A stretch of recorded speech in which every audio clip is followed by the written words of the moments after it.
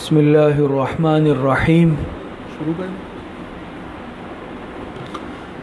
نحمده ونصلي ونسلم على رسوله الكريم اما بعد فاعوذ بالله من الشيطان الرجيم بسم اللہ الرحمن الرحیم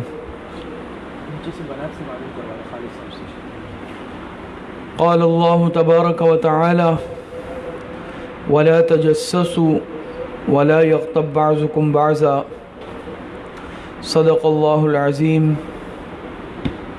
وصدق رسوله النبی الکریم۔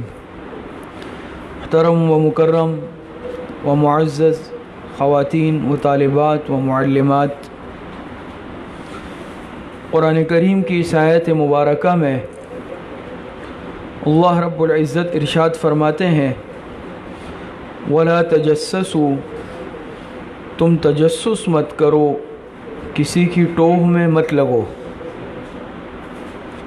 تجسس کسے کہتے ہیں؟ تجسس کے معنی کیا ہے؟ تجسس کہا جاتا ہے کسی کی ٹوہ میں لگنا، خفیہ طور پر کسی کی باتوں کو سننے کی، معلوم کرنے کی کوشش کرنا، جاسوسی کرنا، یہ تجسس کہلاتا ہے۔ تو قرآن کریم میں تجسس سے منع کیا گیا ہے، کیونکہ اس تجسس سے معاشرتی بگاڑ پیدا ہوتا ہے اور اس سے باہمی تعلقات میں خرابی آتی ہے۔ تو تجسس سے منع کیا گیا کہ کسی کی جاسوسی نہ کی جائے، کسی کے تجسس میں انسان نہ لگے، کسی کی ٹوہ میں انسان نہ لگے، اس سے منع کیا گیا ہے۔ تو قرآن کریم میں اللہ پاک نے ارشاد فرمایا وَلَا تَجَسَّسُوا، کسی کی جاسوسی مت کرو۔ تو ٹوہ میں لگنا یعنی کوئی انسان چھپانے کی کوشش کر رہا ہے، اس کے چھپانے میں لگا ہوا ہے، اور دوسرا یہ کوشش کر رہا ہے کہ میں اس کی اس بات کو معلوم کر لوں، کسی طریقے سے یہ بات میرے علم میں آ جائے، اور ظاہری بات ہے سامنے والا اس بات کو چھپانا چاہتا ہے، اپنے اس معاملے کو ظاہر نہیں کرنا چاہتا، وہ اس کی اخفا کرنا چاہتا ہے، لیکن یہ اس معاملے کی ٹوہ میں لگا ہوا ہے، چھپ کر سننے کی بات کوشش کرتا ہے، کسی کے ذرائع سے معلوم کرنے کی کوشش کرتا ہے، یا اس کے لیے کوئی ایسا مناسب طریقہ اختیار کرتا ہے کہ جو بذات خود جائز نہیں ہے۔ یعنی مثال کے طور پر کسی کے کاغذات اٹھا کر خاموشی سے دیکھنا، کسی کا موبائل چیک کرنا، دوسری چیزیں دیکھنا۔ تو بہرحال تجسس کا، جاسوسی کا، ٹوہ لگانے کا کوئی بھی طریقہ، ذریعہ انسان استعمال کرے وہ جائز نہیں ہے، اس سے منع کیا گیا ہے۔ لیکن اس میں ایک بات سمجھ لیں اس ضمن میں کہ بعض تجسسات وہ ہے جو جائز ہے، وہ گناہ کے زمرے میں نہیں آتے۔ کیا مطلب؟ جیسے ماں باپ اپنے بچے کی، اپنی اولاد کی تربیت کرتے ہیں، تو اب باپ کے لیے جاننا ضروری ہے کہ بھئی بچہ کیا کر رہا ہے، اس کے اوقات کس کام میں گزر رہے ہیں، کن معمولات میں یہ مصروف ہے۔ اب ظاہری بات ہے اس کو تو کوئی تجسس نہیں کہہ سکتا نا، یہ تو تربیت کا ایک حصہ ہے۔ اب اگر کوئی باپ اپنے اولاد کو نہ پوچھے وہ باہر کہاں جا رہا ہے، کیا کر رہا ہے، کس کے ساتھ اٹھ رہا بیٹھ رہا ہے، کن کے ساتھ اس کی نشست و برخاست صحبت ہے، اولاد بگڑ جاتی ہے، برباد ہو جاتی ہے۔ تو باپ کے لیے تربیت کے طور پر ان چیزوں کو جاننا، معلومات رکھنا، یہ قطعی طور پر تجسس کے زمرے میں بھی نہیں آتا، اور یہ جائز ہے بالکل۔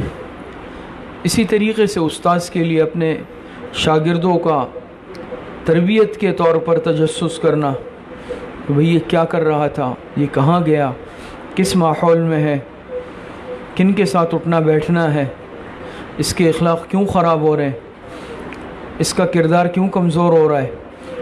تو ایک استاذ، ایک مربی کے لیے یہ جاننا ضروری ہے، اور یہ بھی قطعی طور پر یاد رکھیں تجسس اور ٹوہ میں نہیں آئے گا۔ اسی طریقے سے شیخ اگر اپنے مرید کی تربیت کرتا ہے تو اس کے لیے بھی بعض باتوں کا جاننا ضروری ہوتا ہے، اور یہ بھی قطعی طور پر تجسس میں یا ٹوہ کے زمرے میں نہیں آتے۔ تو بعض باتیں میں نے جیسے عرض کی کہ یہ بطور تربیت کے ہوتی۔ اسی طریقے سے کوئی بھی حاکم ہے یا ذمہ دار ہے تو معاشرے کو پرامن رکھنے کے لیے، جیسے ہمارے ادارے ہوتے ہیں، ہر ملک کے اپنے ادارے ہوتے ہیں، ملک کی سالمیت کے لیے، بقا اور استحکام کے لیے، امن و امان کے لیے ہمارے انٹیلیجنس ادارے ہیں، دوسرے خفیہ ادارے ہیں، ان کا وجود ضروری ہے۔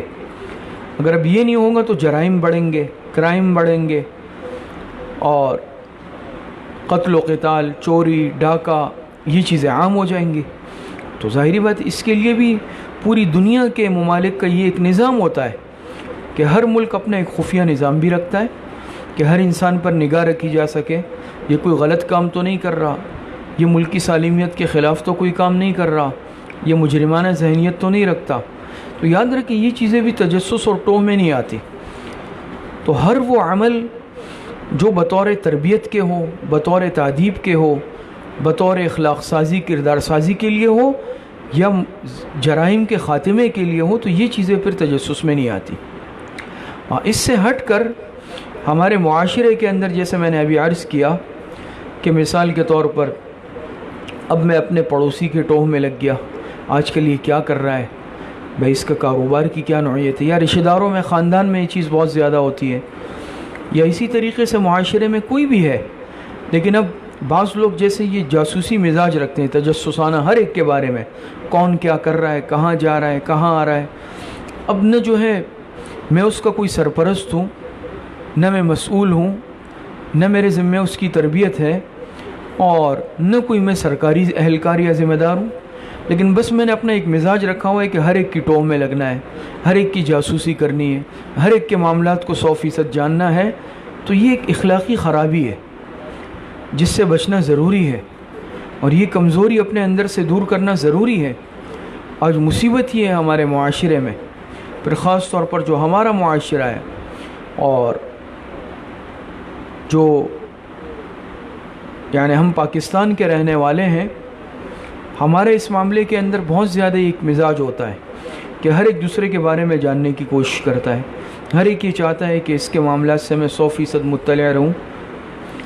کہ آپ دیکھیں بیرون ملک آپ جائیں یا جاتے ہیں تو آپ دیکھتے ہیں وہاں ہر آدمی اپنے کام سے کام رکھتا ہے، وہاں یہ نہیں ہے کہ کون کیا کر رہا ہے، اس کے گھر کون آ رہا ہے جا رہا ہے، اس کی مصروفیات کیا ہے، اس کی تنخواہ کتنی ہے، اس کا بینک بیلنس کتنا ہے، وہاں کوئی دوسرے سے کام نہیں رکھتا۔ لیکن ہمارے معاشرے کے اندر جو اخلاقی کمزوریاں آج رائج ہیں، ان اخلاقی کمزوریوں میں ایک یہ کمزوری بھی بدرجہ عتم آج ہمارے اندر ہے کہ ہم اپنے معاملات سے زیادہ دوسروں کے معاملات میں ٹانگ اڑاتے ہیں، دوسروں کے معاملات سے باخبر رہنے کی کوشش کرتے ہیں۔ پڑوسی ہے تو یہ پڑوسی کام کیا کرتا ہے، یہ کتنا کما لیتا ہے، اس کے ذرائع آمدن کیا ہے، اس کی تنخواہ کیا ہے، اس کے بچے کتنے ہیں، یہ غیر ضروری چیزیں ہوتی ہیں۔ اور یاد رکھیں بعض دفعہ دیکھیں بعض انسان اپنے معاملات ظاہر نہیں کرنا چاہتا، یا وہ نہیں چاہتا کہ ہر ایک میرے معاملات میں ٹانگ اڑائے، میرے معاملات سے واقف ہو، لیکن کیا ہے اب میرے اندر ایک مزاج ہے، اور اس مزاج سے مجبور ہو کر اب میں جو ہے بہر صورت جو ہے اس سے واقفیت رکھنے کی کوشش کروں گا، اس کے لیے چاہے مجھے کوئی بھی طریقہ اختیار کرنا پڑے۔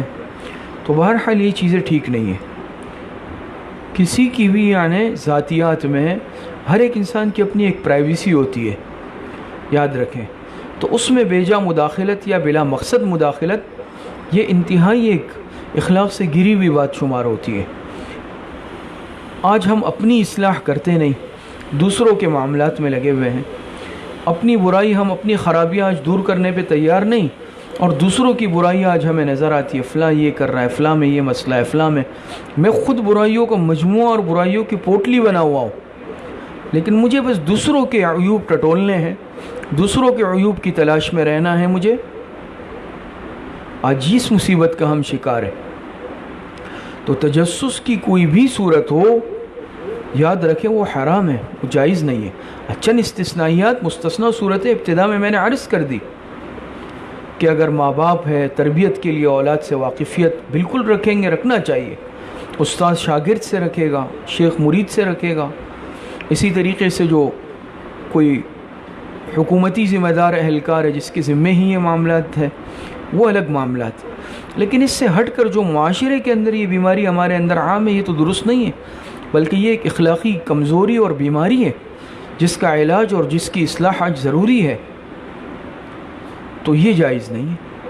اب مثال کے طور پر ٹیلی فون آیا کسی کا، جیسے اس زمانے میں تو پہلے تو بہت تھا، اب تو کم ہو گیا، لینڈ لائن ہوتی تھی، P T C L phone, بعض دفعہ اس کے دو سیٹ بھی رکھے ہوئے ہیں، اب بھی دفاتر میں گھروں کی حد تک تو بہت کم ہو گیا، تو بعض دفعہ اس کی 2 لائنیں 3 لائنیں ایک ہی نمبر کی ہوتی ہے، تو کیا ہو گیا، اب دوسری جس کا فون آیا وہ بات کر رہا ہے، میں نے خاموشی سے دوسرا ریسیور اٹھایا کمرے سے اور میں ان دونوں کی گفتگو سن رہا ہوں۔ یا اسی طریقے سے کسی کا موبائل رکھا ہوا ہے، بے تکلف میں نے اٹھایا اور اس میں جو ہے میں میسیجز دیکھ رہا ہوں، دوسروں کی جو ہے ذاتی چیزیں دیکھ رہا ہوں۔ اسی طریقے سے کسی کی کوئی اپنی ذاتی ڈائری کاپی رکھی ہوئی ہے، کاغذات رکھے ہوئے ہیں، اور ماشاءاللہ میں جا کر اس میں جو ہے بھرپور اس سے استفادہ کر رہا ہوں، اس کو دیکھ رہا ہوں۔ یہ وہ رائج خرابیاں ہیں جو آج ہمارے اندر موجود ہیں، اور ہم اس کو کوئی عیب سمجھتے ہی نہیں ہے۔ ہمارے نزدیک تو بس یہ ہے کہ ظاہری حلیہ اختیار کر لو، ظاہری عبادات پہ آ جاؤ، پھر باقی جو بھی کرو، معاملات میرے 100% خراب ہے، معاشرت میری 100% خراب ہے، لیکن میں کیا ہوں، میں بالکل پاک صاف ہوں۔ یہ مصیبت ہے۔ آج زیادہ سے زیادہ ہم بس ہماری مسلمانی جو ہے وہ نماز تک ہے، نماز روزے تک ہے، یا ظاہری حلیے تک ہے بس، یا کسی دین کے ایک ہی شعبے سے میں جڑ گیا تو اب میں پاک صاف ہو گیا، چاہے میرے ذمے لوگوں کے بے شمار حقوق ہیں۔ یاد رکھیں، دین کے کسی شعبے سے جڑنے سے دوسروں کی حق تلفیاں معاف نہیں ہوتی، معاشرتی خرابیوں کی اصلاح نہیں ہو جاتی جب تک میں اصلاح نہیں کروں، دور نہیں کروں، وہ جائز نہیں ہو جاتا وہ غلط کام۔ مصیبت یہ ہے، آج ہم معاملات کی اصلاح نہیں کرنا چاہتے، آج ہم اپنی معاشرت اور معاشرت میں جو رائج میری خرابیاں میں اس کو دور کرنا نہیں چاہتا، بس ظاہری ایک دینی ترتیب سے جڑ گیا، بس اسی پہ اکتفا کر کے اب میں جو بھی کر رہا ہوں تو بس لامسا صلاح ہو گیا۔ یہ نہیں ہے۔ حضرت تھانوی رحمۃ اللہ علیہ فرماتے تھے نا کہ میری خانقاہ میں جو آ رہا ہے مرید ہونے کے لیے، تو مرید ہونا تو بہت دور کی بات ہے، پہلے انسان بن جائے۔ اور حضرت تھانوی رحمۃ اللہ علیہ پہلے معاملات کی اصلاح فرماتے تھے۔ آپ اس بات سے اندازہ لگائیں کہ حضرت کی کچھ شرائط تھی جس میں یہ بھی تھی کہ بھئی یہ بتاؤ تم نے حقوق العباد میں لوگوں کی حق تلفیاں تو نہیں کی، تمہارے ذمے کسی کے حقوق تو نہیں ہے تو فوراً پہلے ان کو ادا کرو، پہلے ان کو ادا کرو، یا پھر معافی کے خطوط لکھو، پھر اس کے بعد میرے پاس آنا۔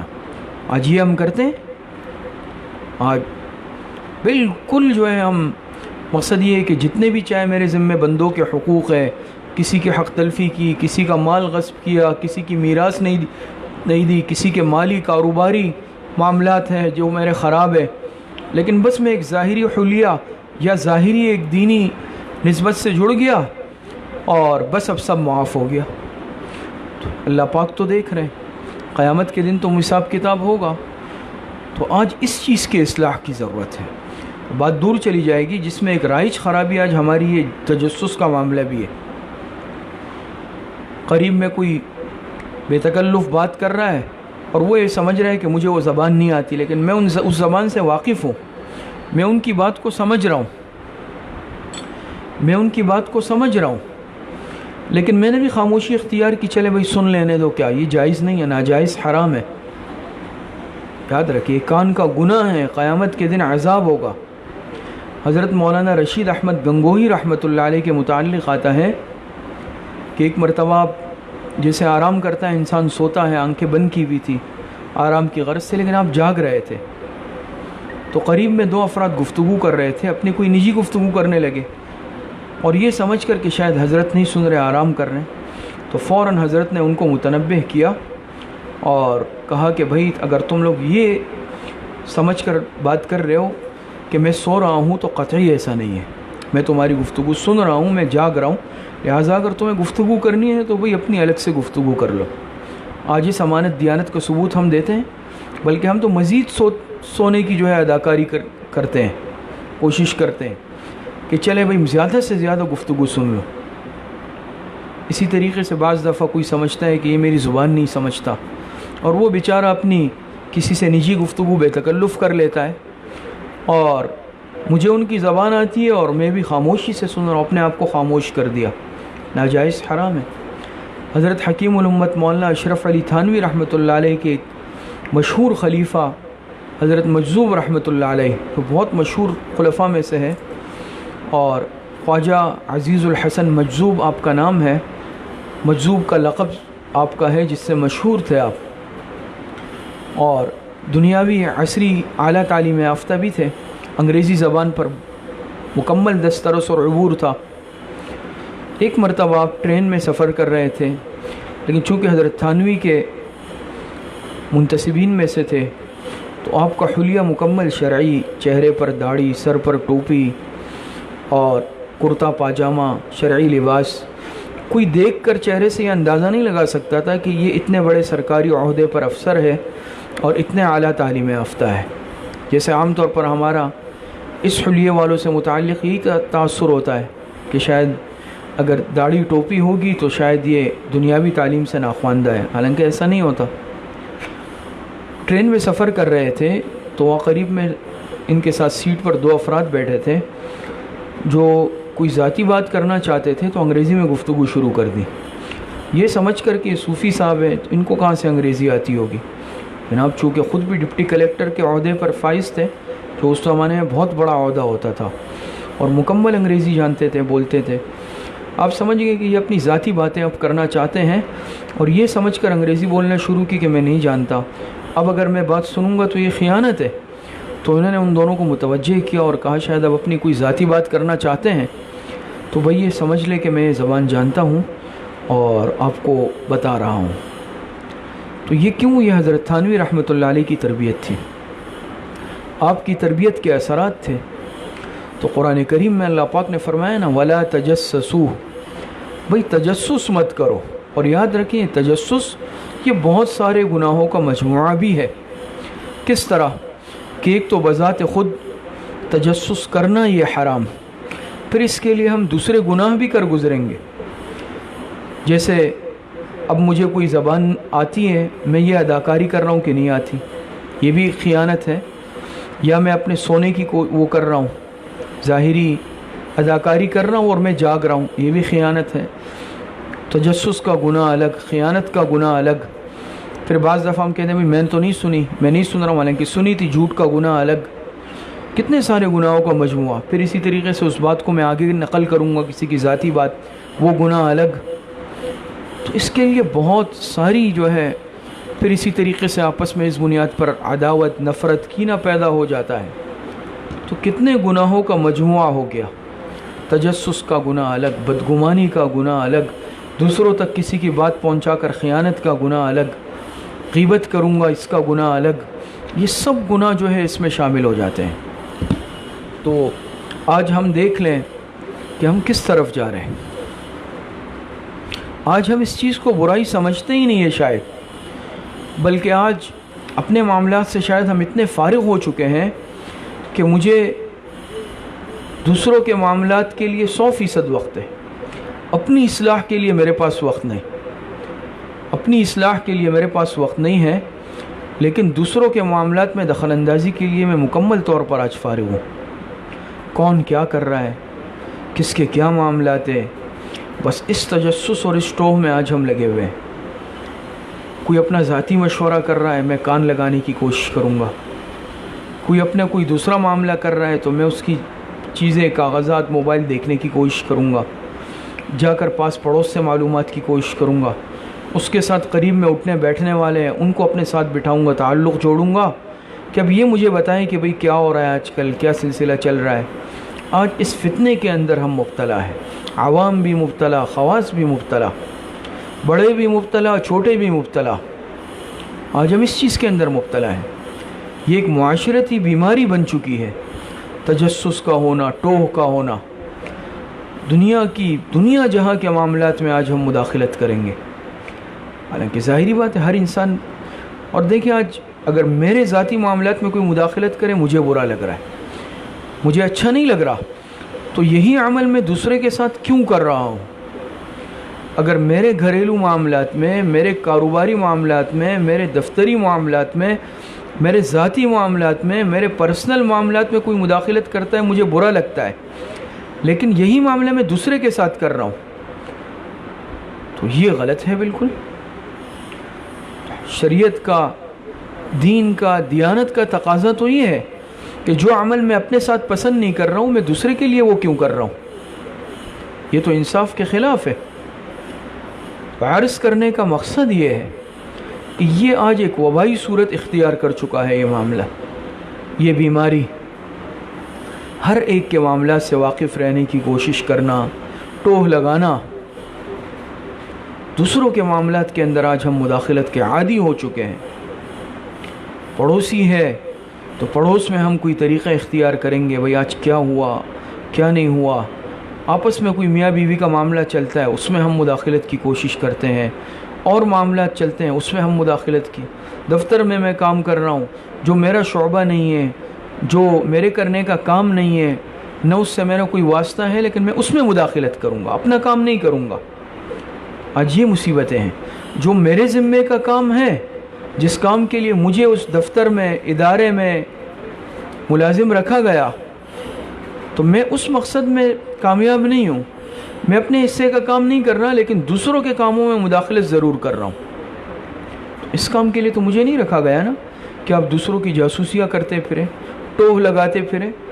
آج ان چیزوں میں ہم پڑ چکے ہیں، ان غلط کاموں میں آج ہم لگ چکے ہیں۔ کون کہاں جا رہا ہے، کون کیا کر رہا ہے، آج ان چکروں میں ہم پڑے ہیں۔ یہ آج ایک وبائی صورتحال جو ہے یہ مصیبت اختیار کر چکی۔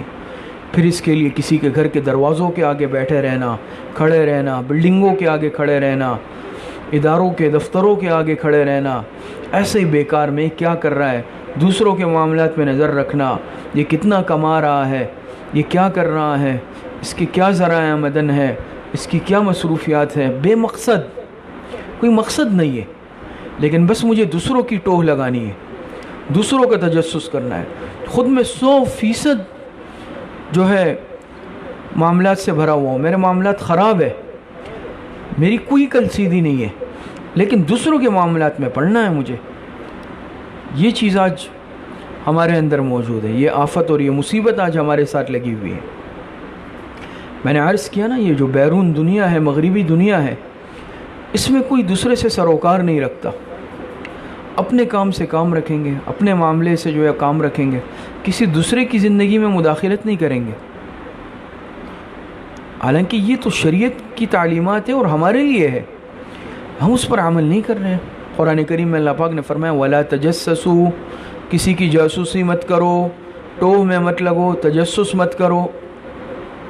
اس کے مخاطب ہم مسلمان ہیں، لیکن عمل ہم نے چھوڑ دیا، انہوں نے کیا، تو ان کا معاشرہ ظاہری اعتبار سے، اس اعتبار سے پرامن ہوگا کہ کوئی کسی کے معاملات میں دخل ہی نہیں دیتا، تو فساد نہیں بنتا، لڑائی نہیں بنتی۔ اور یہاں پر یاد رکھیں، جو ہماری معاشرتی لڑائیاں، اختلافات، ناچاقیاں، اس کا سب سے جو بڑا عنصر ہوگا وہ یہی ہوگا، ادھر کی باتیں ادھر، ادھر کی باتیں ادھر، ادھر کی باتیں ادھر، ادھر کی باتیں ادھر۔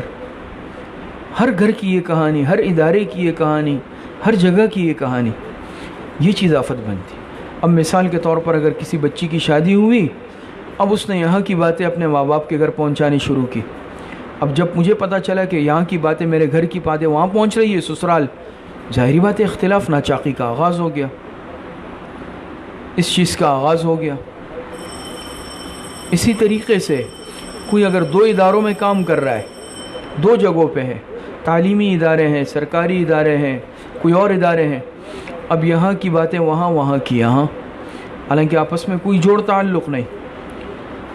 اسی طریقے سے رشتہ داروں میں ایک کی بات معلوم کر کے دوسرے تک پہنچانا، دوسرے کی دوسرے تک پہنچانا، آپس میں اختلافات، ناچاقیاں پیدا کروانا، یہ مشغلہ بعض لوگ اپناتے ہیں، جو ایک بدترین مشغلہ ہے۔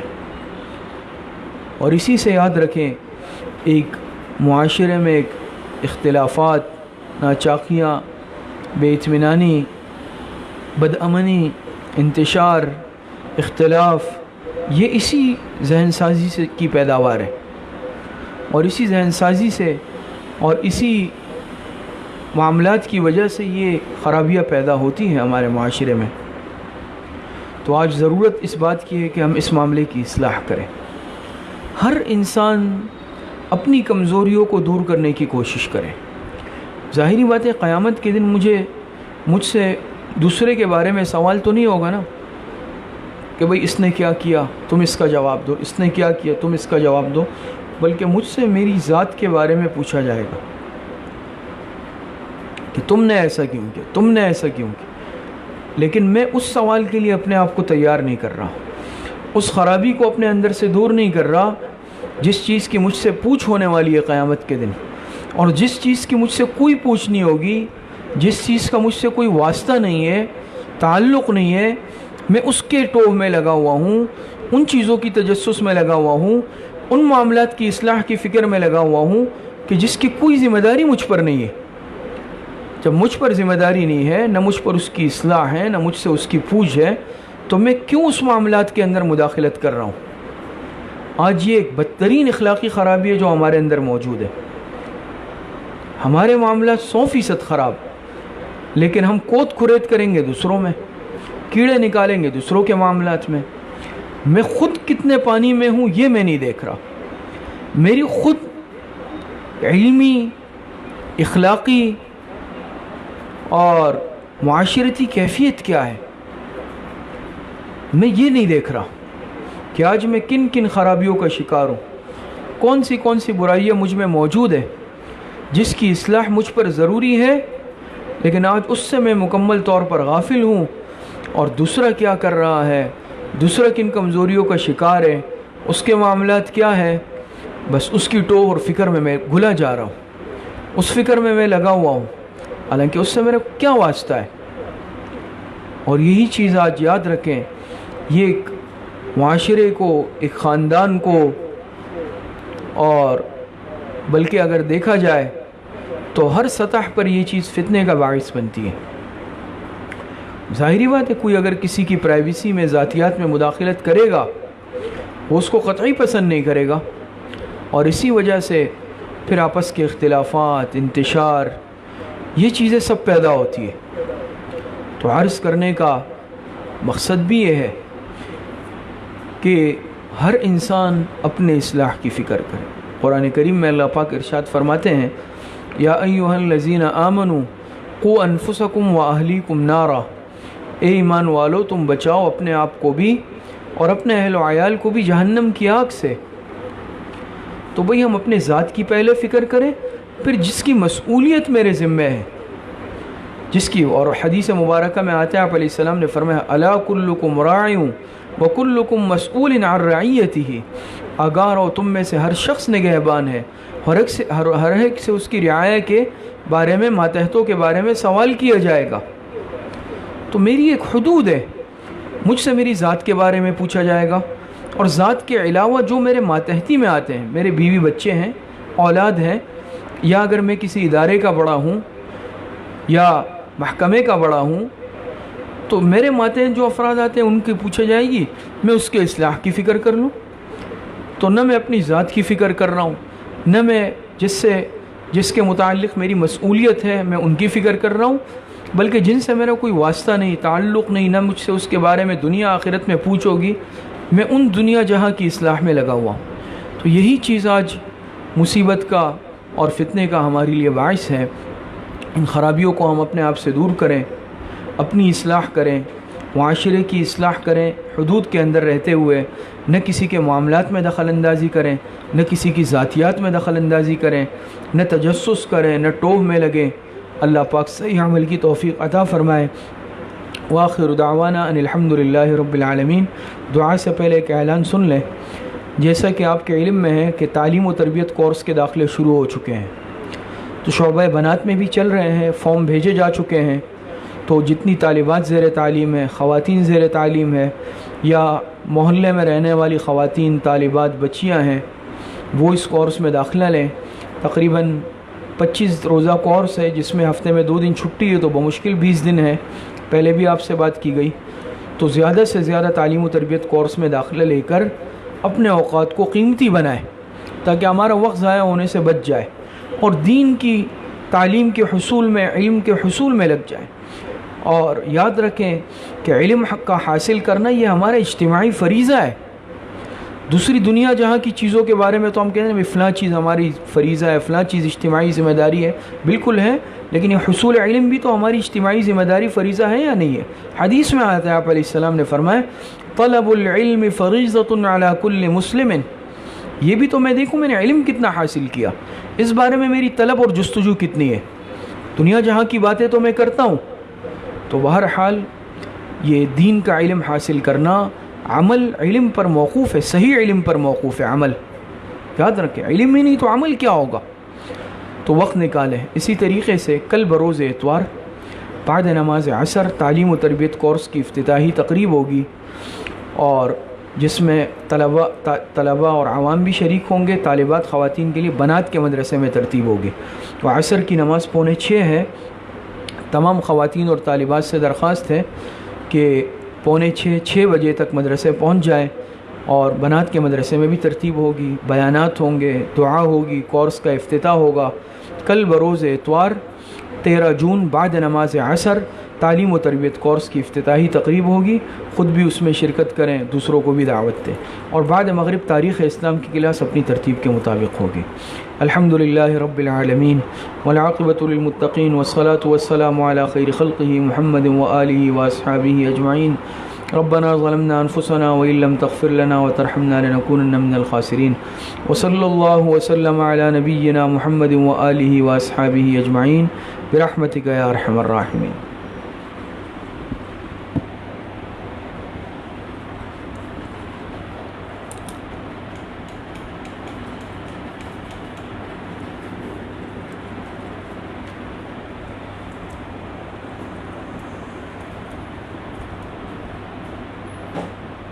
دانیال کا ہے کو بولے نیچے سے بند کرے.